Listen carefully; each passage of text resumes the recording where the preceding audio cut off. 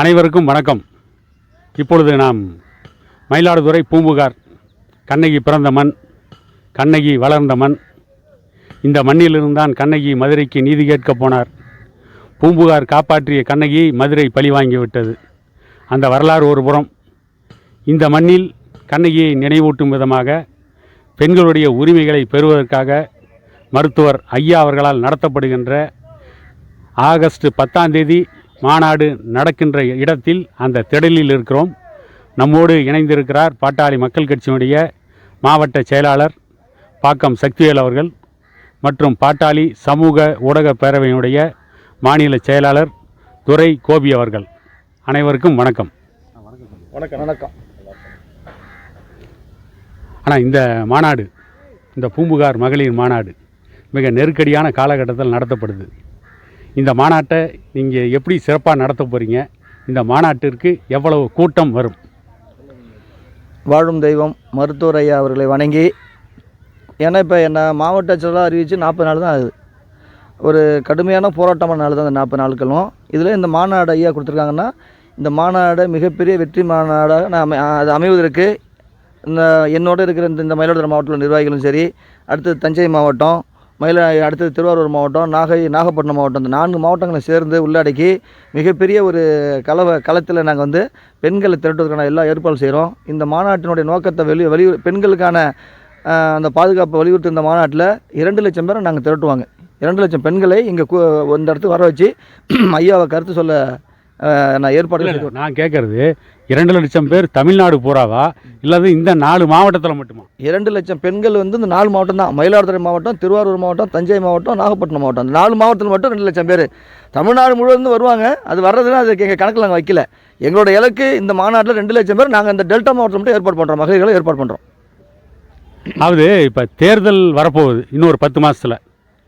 சொல்லுங்கள். திமுகவுடைய 5 ஆண்டு கால ஆட்சி காலம் முடிந்து அடுத்த தேர்தலை சந்திக்க போகிற நிலைமையில் இந்த மகளிர் மாநாட்டை நடத்துகிறாங்க. இது தேர்தலுக்காக நடத்தப்படுகிற மாநாடா? இல்லை கிடையாது. இது இந்த மாநாடு இந்த இடத்துல நாங்கள் தேர்தலுக்காக நடத்தலை. இந்த மாநாடு ஐயாவுடைய இந்த அமைப்பு பன்னீர்செல்வம் தொடங்கப்பட்ட காலத்தில் இருந்து 7 மாநாடுகள் ஏற்கனவே நடத்திருக்கோம். அது தேர்தலுக்காக இப்போ நடத்தலை. இப்போ தேர்தலுக்காக இந்த மாநாடு நாங்கள் நடத்தலை. இது முழுக்க இது பெண்களுடைய பாதுகாப்பு, பெண்களுடைய வளர்ச்சி, பெண்கள் இன்றைக்கி இந்த தமிழ்நாட்டில் எவ்வளவு இன்னல்கள் ஈடுபடுறாங்க அவங்கள நல்வழிப்படுத்துவதற்கான மாநாடு தான் இது.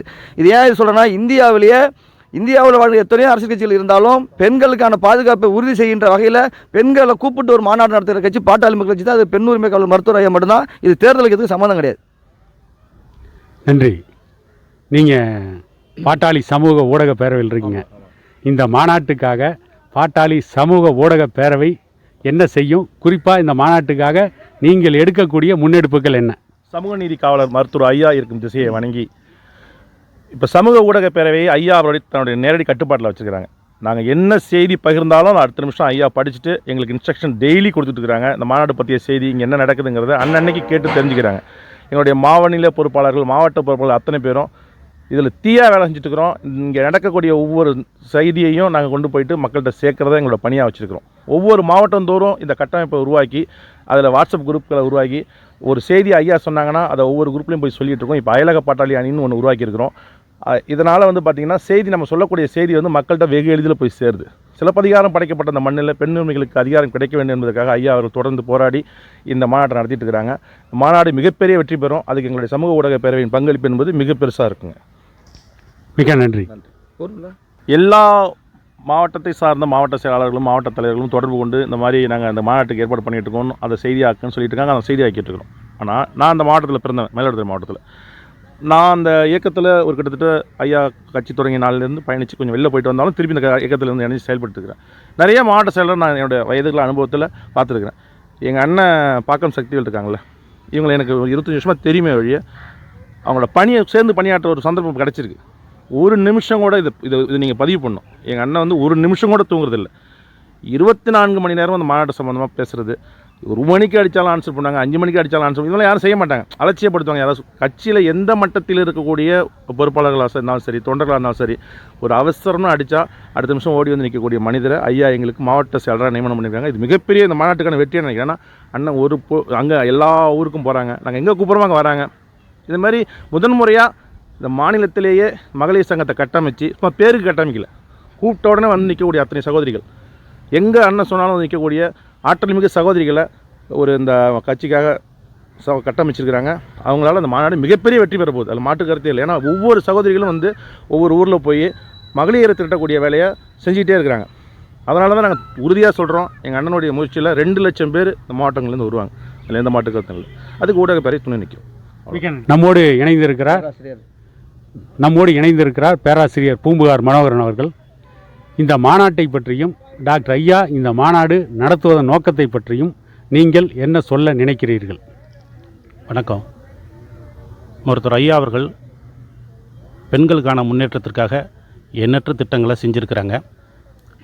அவர்களுடைய பாதுகாப்பு, சமுதாயத்தில் அவர்களுடைய பங்களிப்பு, இது போன்ற நிறைய திட்டங்களை செய்திருக்கிறார்கள். அதில் ஒன்று தான் பெண்ணினுடைய திருமண வயதை 18லிருந்து 21ஆக உயர்த்தியது.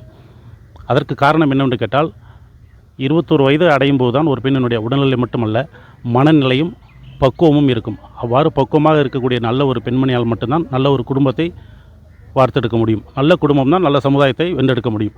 அந்த அடிப்படையில் தான் மருத்துவர் ஐயா அவர்கள் ஒவ்வொரு வருடமும் இந்த மகளிர் மாநாட்டை நடத்தி கொண்டிருக்கிறார்கள். அதை நாங்கள் பெண்களுக்கு அன்பான பாதுகாப்பான அமைப்பாக பார்த்து கொண்டிருக்கிறோம். மிக்க நன்றி.